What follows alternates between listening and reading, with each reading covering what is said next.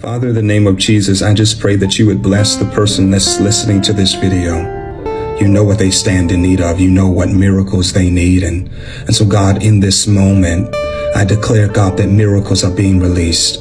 Healing is being released. Deliverance is being released. Financial breakthroughs is being released right now.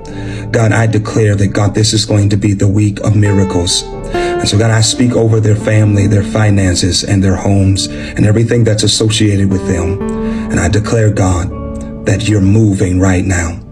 And God, before they go into the new year, I pray that you would remove every distraction, every weight, everything that's going to try to hinder them in the next year.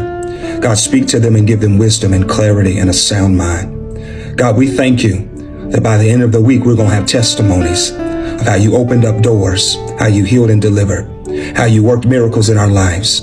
We trust you, and we're waiting and expecting that it's going to happen.